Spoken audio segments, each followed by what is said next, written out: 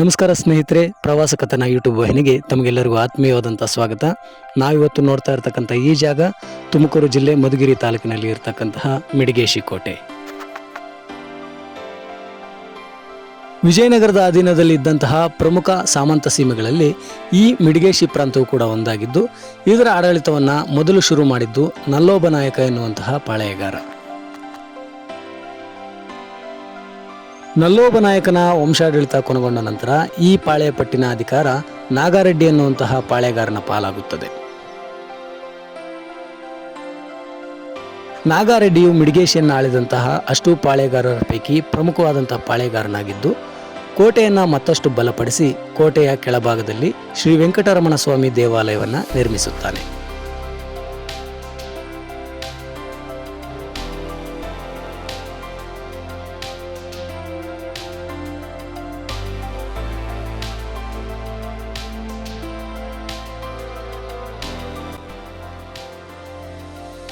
ಈ ನಾಗಾರೆಡ್ಡಿ ಎನ್ನುವಂಥ ಪಾಳೆಗಾರನ ಹೆಂಡತಿಯ ತಲೆಗೂದಲು ಹಿಮ್ಮಡಿಯನ್ನು ತಾಗುವಷ್ಟು ಉದ್ದ ಇದ್ದದ್ರಿಂದ ಈ ಕೋಟೆಗೆ ಮಿಡಿಗೇಶಿ ಅಂತ ಹೆಸರು ಬಂತು ಅಂತ ಹೇಳಲಾಗುತ್ತೆ. ನಾಗಾರೆಡ್ಡಿಯ ನಂತರ ಈ ಕೋಟೆಯನ್ನ ಮಧುಗಿರಿಯನ್ನು ಆಳ್ತಾ ಇದ್ದಂತಹ ಇಮ್ಮಡಿ ಚಿಕ್ಕ ಭೂಪಾಲ ತನ್ನ ವಶಕ್ಕೆ ಪಡೆಯುತ್ತಾನೆ.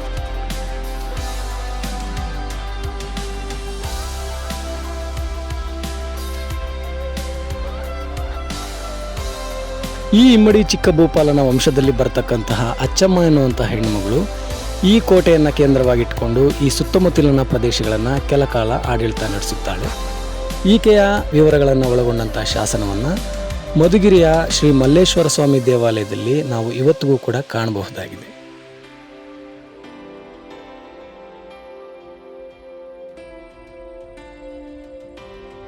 ಆನಂತರ ಗುತ್ತಿಯನ್ನು ಆಳ್ತಾ ಇದ್ದಂತಹ ಮರಾಠ ಸೇನಾನಿ ಮುರಾರಿರಾವ್ ಗೋರ್ಪಡೆ ಈ ಕೋಟೆಯ ಮೇಲೆ ದಾಳಿ ಮಾಡಿ ಈ ಕೋಟೆಯನ್ನು ತನ್ನ ವಶಕ್ಕೆ ಪಡೆಯುತ್ತಾನೆ.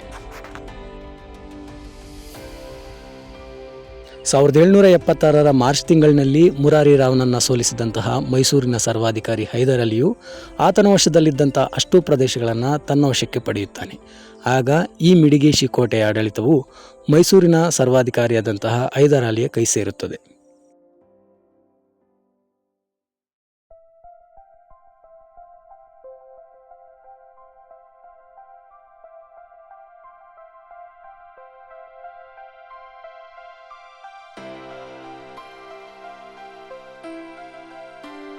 ಹೈದರ್ ಅಲಿಯ ಮರಣ ನಂತರ ಮೈಸೂರು ಪ್ರಾಂತ್ಯದ ಆಡಳಿತ ಆತನ ಮಗನಾದಂತಹ ಟಿಪ್ಪು ಸುಲ್ತಾನನ ಕೈ ಸೇರುತ್ತದೆ. ಬ್ರಿಟಿಷರೊಂದಿಗೆ ಸದಾ ಕಾದಾಟದ ಅನಿವಾರ್ಯತೆಯಲ್ಲಿದ್ದಂಥ ಟಿಪ್ಪು ಸುಲ್ತಾನ್ ತನ್ನ ಪ್ರಾಂತ್ಯದಲ್ಲಿ ಇರತಕ್ಕಂಥ ಎಲ್ಲ ಕೋಟೆಗಳಂತೆ ಈ ಕೋಟೆಯನ್ನು ಕೂಡ ಬಲಪಡಿಸಿ ಇಲ್ಲೊಂದು ಮಸೀದಿಯನ್ನು ಕೂಡ ನಿರ್ಮಾಣ ಮಾಡ್ತಾನೆ. ಆ ಮಸೀದಿಯನ್ನು ನಾವು ಇವತ್ತಿಗೂ ಕೂಡ ಕಾಣಬಹುದಾಗಿದೆ.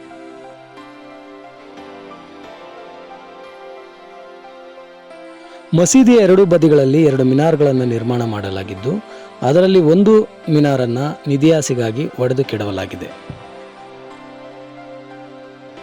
ಮಿನಾರಿನ ಒಳಭಾಗದಲ್ಲಿ ಮೇಲಕ್ಕೆ ಹತ್ತಿ ಹೋಗಲು ಮೆಟ್ಟಿಲುಗಳ ವ್ಯವಸ್ಥೆಯನ್ನು ಕೂಡ ನಿರ್ಮಿಸಲಾಗಿದೆ.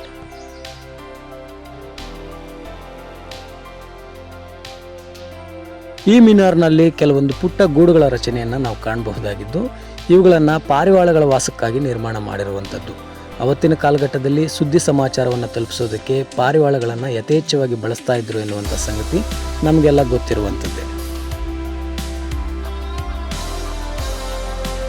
ಮಸೀದಿ ಕಟ್ಟಡದ ಮೇಲ್ಭಾಗದಿಂದ ಕೋಟೆಯ ಮತ್ತಷ್ಟು ಪ್ರದೇಶಗಳನ್ನು ನಾವು ಕಾಣಬಹುದಾಗಿದ್ದು, ಎಲ್ಲ ಸ್ಮಾರಕಗಳಂತೆ ಈ ಸ್ಮಾರಕವನ್ನು ಕೂಡ ನಿಧಿಯಾಸೆಗಾಗಿ ಅಗೆದು ಹಾಳುಗೆಡವಿರ್ತಕ್ಕಂಥದ್ದನ್ನು ನಾವಿಲ್ಲಿ ನೋಡಬಹುದು.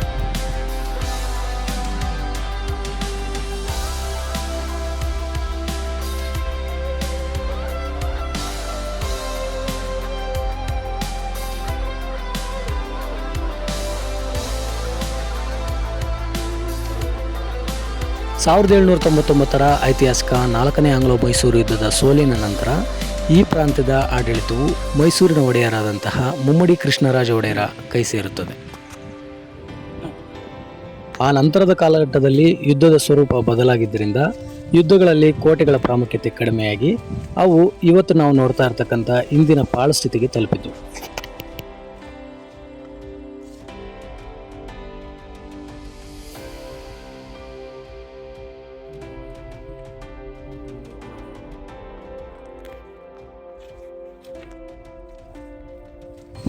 ಕೋಟೆಯ ಈ ಭಾಗದಲ್ಲಿ ಸಿಡಿಮದ್ದನ್ನು ಸಂಗ್ರಹಿಸುವ ಸಲುವಾಗಿ ನಿರ್ಮಿಸಲಾದಂತಹ ಮದ್ದಿನ ಮನೆಯನ್ನು ನಾವೀಗ ನೋಡ್ತಾ ಇದ್ದೇವೆ.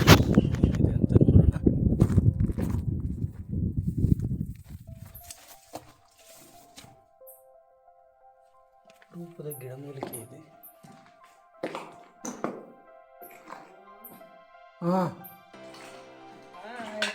ಇದು ಬೆಳಕಿನ ವ್ಯವಸ್ಥೆ.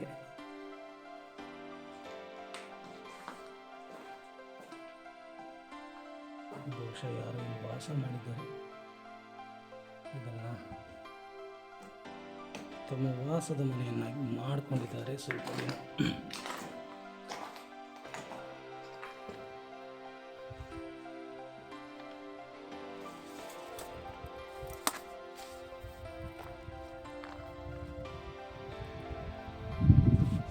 ಸ್ನೇಹಿತರೆ, ನಾವಿಲ್ಲಿ ನೋಡ್ತಾ ಇರ್ತಕ್ಕಂಥದ್ದು ಹನುಮದೇವರ ದೇವಾಲಯ.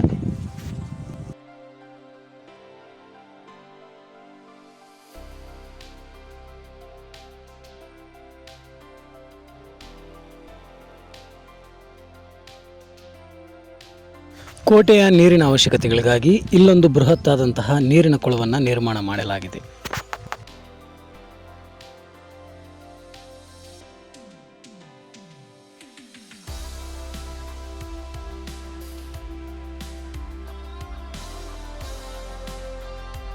ಹಾಗೆ ಮುಂದೆ ಸಾಗಿ ಬಂದರೆ ಇಲ್ಲಿ ಎರಡು ಬೃಹತ್ತಾದಂತಹ ಕಣಜಗಳನ್ನು ನೋಡಬಹುದು. ಆವತ್ತಿನ ಕಾಲದಲ್ಲಿ ಇಲ್ಲಿ ಧಾನ್ಯಗಳನ್ನು ಸಂಗ್ರಹ ಮಾಡುವುದಕ್ಕಾಗಿ ಈ ಒಂದು ಕಟ್ಟಡಗಳನ್ನು ನಿರ್ಮಾಣ ಮಾಡಲಾಗಿರುತ್ತೆ.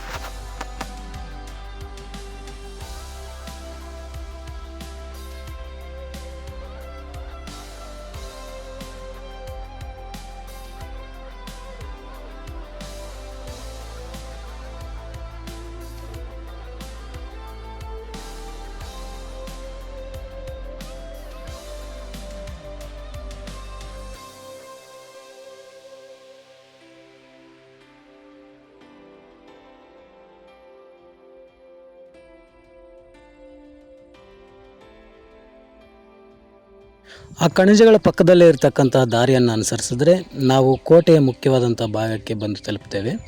ಇದು ಆವತ್ತಿನ ಕಾಲಘಟ್ಟದಲ್ಲಿ ಆಡಳಿತ ಕೇಂದ್ರ ಇದ್ದಿರಬಹುದಾದಂಥ ಜಾಗವಾಗಿದೆ.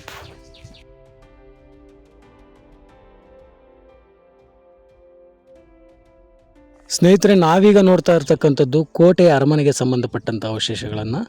ಇಡೀ ಕೋಟೆಯಲ್ಲಿ ಅತ್ಯಂತ ಬೃಹತ್ತಾದಂತಹ ಅವಶೇಷಗಳ ಸಮೂಹ ಈ ಭಾಗದಲ್ಲಿ ನಮಗೆ ಕಂಡು ಬರುತ್ತದೆ.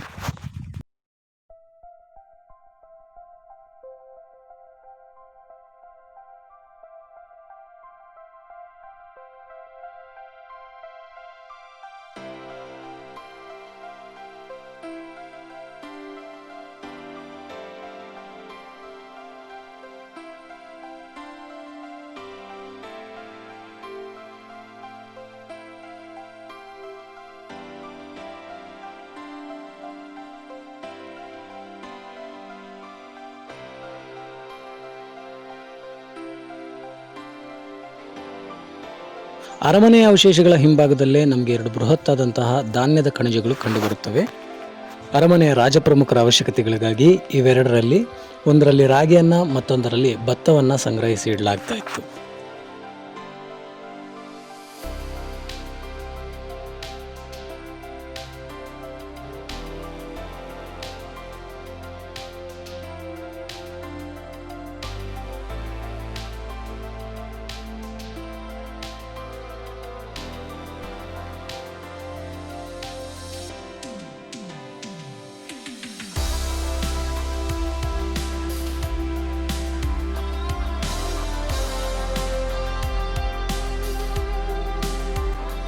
ಈ ಬೃಹತ್ ಕಣಜಗಳ ಹಿಂಭಾಗದಲ್ಲೇ ಮತ್ತೊಂದು ಪುಟ್ಟದಾದಂಥ ಕಟ್ಟಡದ ರಚನೆ ನಮಗೆ ಕಂಡುಬರುತ್ತದೆ.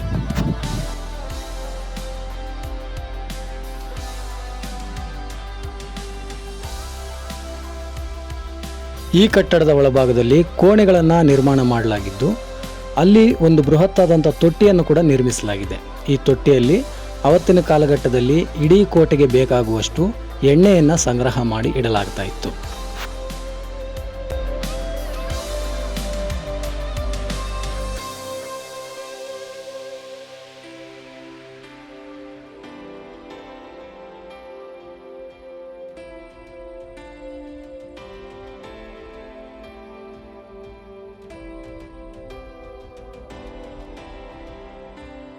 ಕೆಲವೇ ದಿನಗಳ ಹಿಂದಷ್ಟೇ ಈ ಕಟ್ಟಡವನ್ನು ಬಿಟ್ಟು ಹೋಗಿದ್ದಾರೇನೋ ಎನ್ನುವಷ್ಟು ಈ ಕಟ್ಟಡ ಸುಸ್ಥಿತಿಯಲ್ಲಿ ಇರ್ತಕ್ಕಂಥದ್ದು ನಮಗೆ ಆಶ್ಚರ್ಯವನ್ನು ಉಂಟು ಮಾಡುತ್ತದೆ.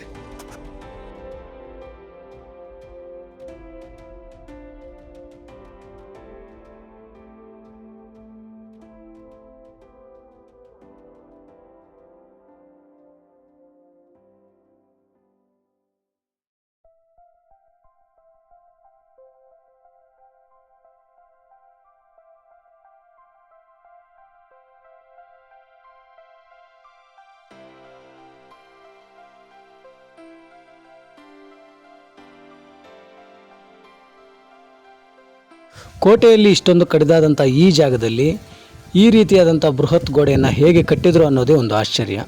ಆದರೆ ಅದು ಬರೀ ಕೋಟೆ ಗೋಡೆ ಮಾತ್ರ ಅಲ್ಲ, ನೀರನ್ನು ಸಂಗ್ರಹಿಸುವ ಸಲುವಾಗಿ ನಿರ್ಮಿಸಲಾದಂತಹ ಬೃಹತ್ ತಡೆಗೋಡೆಯೂ ಕೂಡ ಆಗಿದೆ.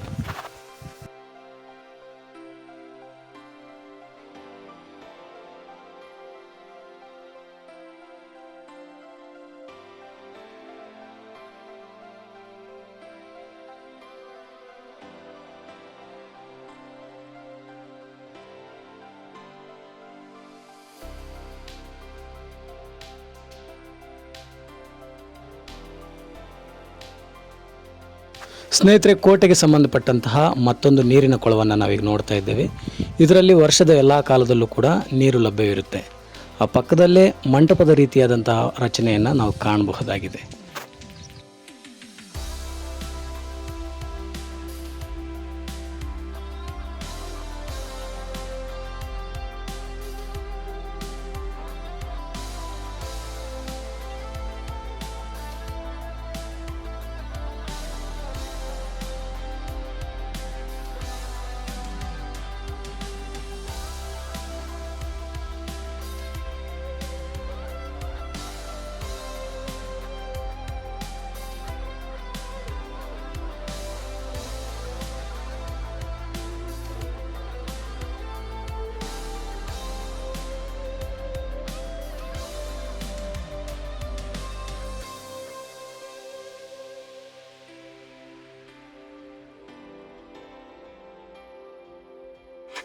ಆ ಮಂಟಪವನ್ನು ನೋಡಿಕೊಂಡು ಮುಂದೆ ಬಂದರೆ ಮತ್ತೊಂದು ಬೃಹತ್ತಾದಂಥ ನೀರಿನ ಕೊಳ ನಮ್ಮ ಕಣ್ಣಿಗೆ ಬೀಳುತ್ತೆ.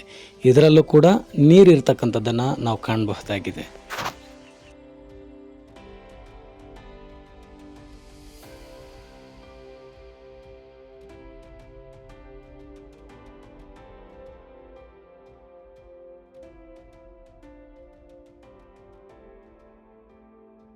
ಸಂಪೂರ್ಣ ಕೋಟೆಯ ಸುತ್ತಾಟ ಇಲ್ಲಿಗೆ ಮುಗಿಯಿತು.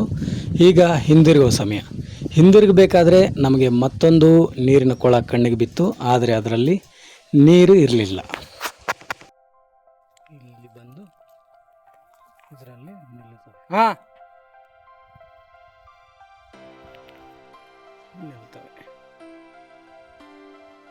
ಕೋಟೆಯನ್ನು ಮೇಲೆ ಹತ್ತಾ ಇರಬೇಕಾದ್ರೆ ನಿರ್ದಿಷ್ಟವಾದಂಥ ದಾರಿ ಅಂತ ಯಾವುದು ಕಂಡು ಬರೋದಿಲ್ಲ. ಹಾಗಾಗಿ ನೀವು ನಡೆದದ್ದೇ ದಾರಿ ಆಗುತ್ತೆ. ಸ್ಥಳೀಯರನ್ನು ಕರ್ಕೊಂಡು ಬರ್ತಕ್ಕಂಥದ್ದು ಸುರಕ್ಷತಾ ದೃಷ್ಟಿಯಿಂದ ಒಳ್ಳೆಯದು ಅಂತ ನನ್ನ ಅಭಿಪ್ರಾಯ.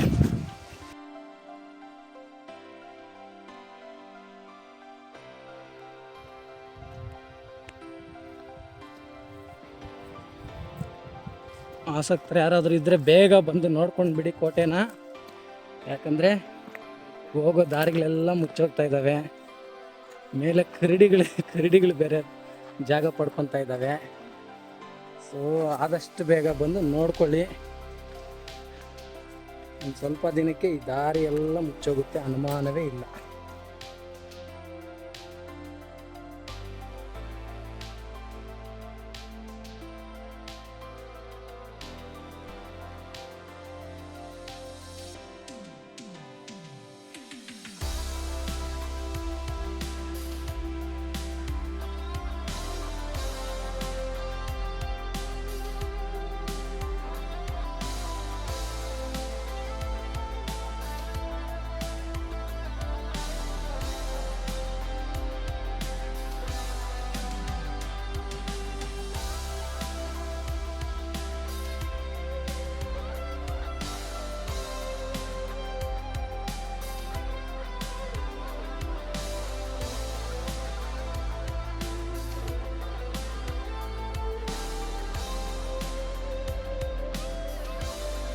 ಕೋಟೆಯನ್ನೆಲ್ಲ ನೋಡಿಕೊಂಡು ವಾಪಸ್ ಬರ್ತಾ ಇರಬೇಕಾದ್ರೆ ಊರಿನ ಹೊರವಲಯದಲ್ಲಿ ಮತ್ತೊಂದು ಪುರಾತನವಾದಂಥ ದೇವಸ್ಥಾನ ಇರತಕ್ಕಂಥದ್ದನ್ನು ನನ್ನ ಸ್ನೇಹಿತ ಸೀನಾ ಗಮನಿಸಿದ.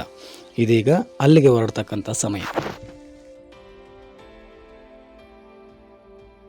ಕಡಿದಾದ ಈ ಕಲ್ಲು ಬಂಡೆ ಮೇಲೆ ನಿರ್ಮಾಣ ಮಾಡಲಾದಂಥ ಈ ಶಿಲಾ ಮೆಟ್ಟಿಲುಗಳು ನಮಗೆ ರತ್ನಗಿರಿಯ ಬೆಟ್ಟದಲ್ಲಿ ಇರತಕ್ಕಂಥ ಮೆಟ್ಟಿಲುಗಳನ್ನು ನೆನಪಿಸುತ್ತವೆ.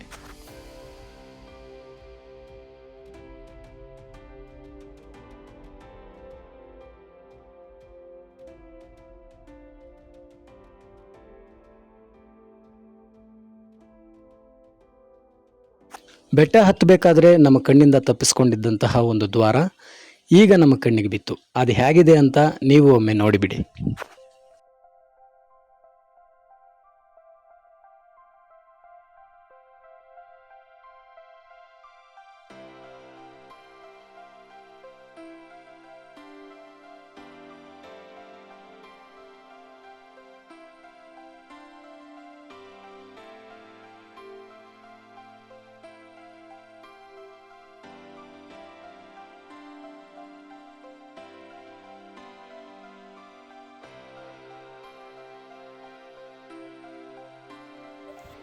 ಇಲ್ಲಿ ಕಲ್ಲನ್ನು ಕಿತ್ತು ಈ ಕ್ವಾರಿಯಲ್ಲಿ ಅಲ್ಲಿರುವಂಥ ಆ ಕಟ್ಟಡವನ್ನು ಕಟ್ಟಿದ್ದಾರೆ. ಇದೊಂದು ಅದ್ಭುತ. ಇಷ್ಟೊಂದು ಇಳಿಜಾರಾದಂಥ ಜಾಗದಲ್ಲಿ ಕಟ್ಟಡ. ಇದು ದೇವಸ್ಥಾನ. ಇದ್ರ ನೇರವಾಗಿ ಆಗಿರಿ ನಿಮಗೆ ನಿಧಿ ಸಿಗುತ್ತೆ ಅಂತ ಯಾರೋ ಮೂರ್ಖ ಹೇಳಿರ್ತಾನೆ, ಇಲ್ಲಾಗದಿದ್ದಾರೆ. ಅವ್ರಿಗೇನು ಸಿಕ್ಕಿದೆ ದೇವರೇ ಗೊತ್ತು.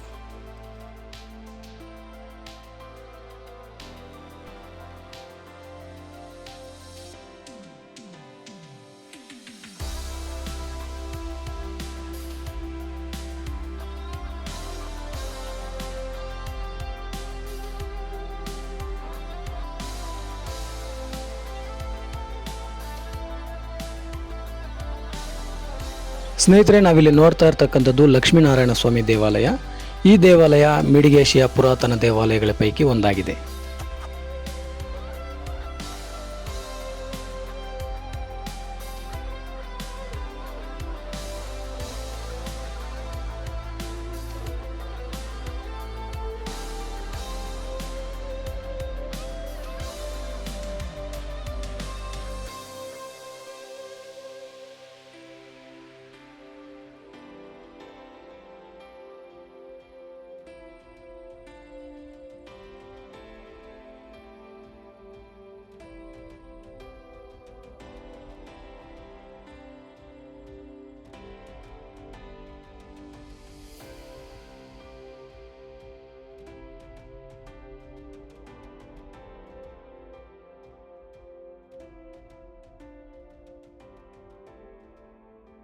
ಮುಖ್ಯ ದೇವಾಲಯದ ಮೇಲ್ಛಾವಣಿಯ ಶಿಲ್ಪಕಲಾ ಸೌಂದರ್ಯವು ತನ್ನ ವಿಶೇಷ ವಾಸ್ತುಶೈಲಿಯಿಂದ ನಮ್ಮ ಗಮನವನ್ನು ಸೆಳೆಯುತ್ತದೆ.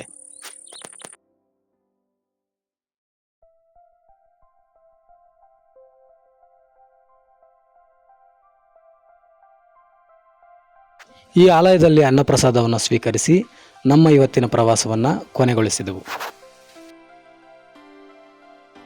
ಇದಾಗಿತ್ತು ಸ್ನೇಹಿತರೆ ಇವತ್ತಿನ ಪ್ರವಾಸ ಕಥನ. ನನ್ನ ಈ ಪುಟ್ಟ ಪ್ರಯತ್ನ ನಿಮಗೆ ಇಷ್ಟವಾಗಿದೆ ಅಂತ ಭಾವಿಸಿದ್ದೀನಿ. ಮುಂದೆ ಮತ್ತೊಂದು ವಿಶೇಷದೊಂದಿಗೆ ಮತ್ತೆ ಭೇಟಿಯಾಗ್ತೀನಿ. ಅಲ್ಲಿವರೆಗೂ ನಮಸ್ಕಾರ, ಶುಭ ದಿನ.